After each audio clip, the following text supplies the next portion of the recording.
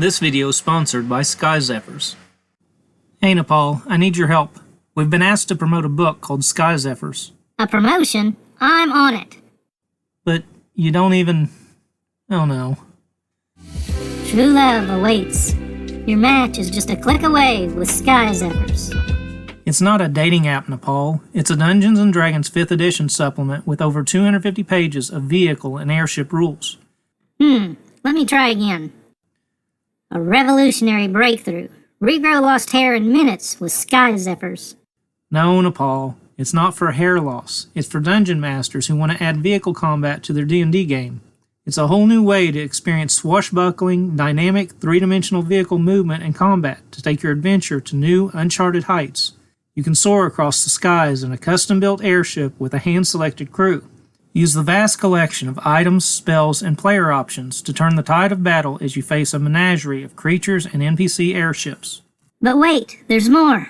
Zephyrs also includes the first ever vehicle builder app where you'll be able to select from over 200 parts to customize your own airships. Call now, supplies are limited. Actually, the Kickstarter campaign is already over, but you can still get a copy of Zephyrs to use in your own game. Just click the link in the description below and use the code DAVID10 to get a 10% discount on your purchase. Order now.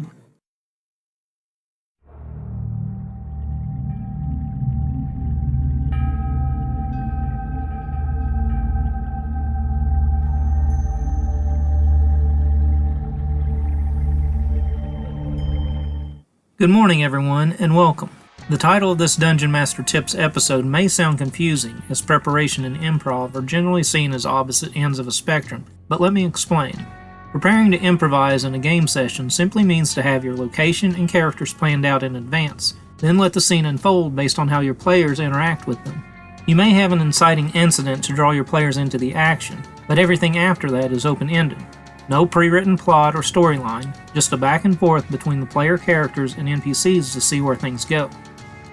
When improvising, the main tool you have at your disposal is the numerous characters within your campaign world.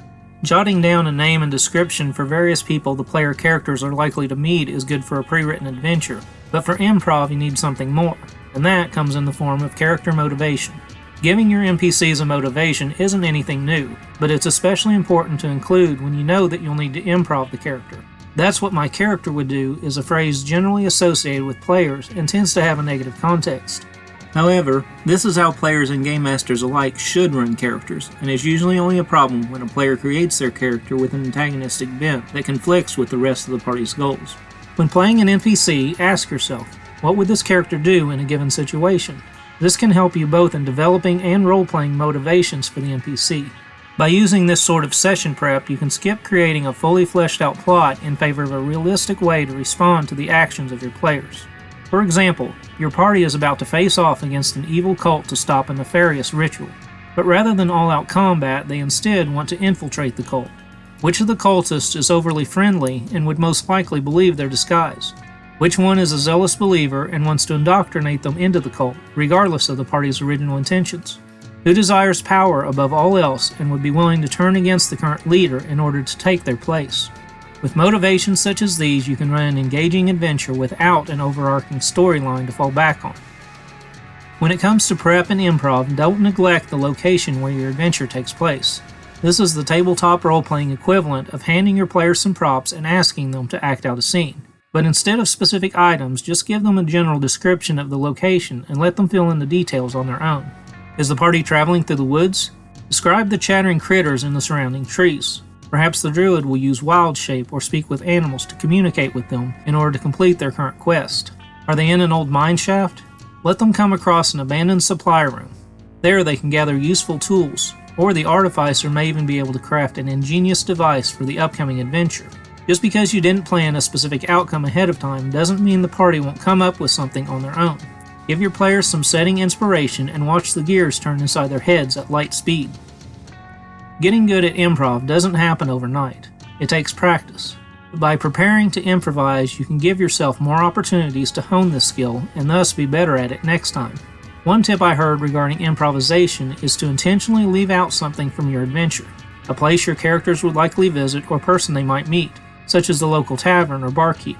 While you may have everything else in a town planned in advance, this is one aspect you'd be forced to improvise on the spot. Yet by keeping your improv limited to this one location and NPC, it becomes a manageable task, allowing you to practice this skill without being overwhelmed.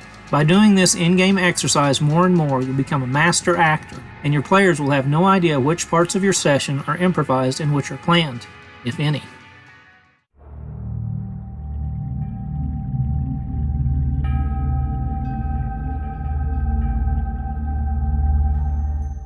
That does it for this episode. Finding the right balance between prep and improv will be different for every game master. But hopefully by using the tips presented here, you can enhance your gameplay experience and become more flexible when responding to the decisions of your players by using a combination of the two.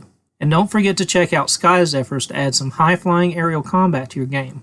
Until next time, I'm David Watches. And I'm Nepal Man Diath.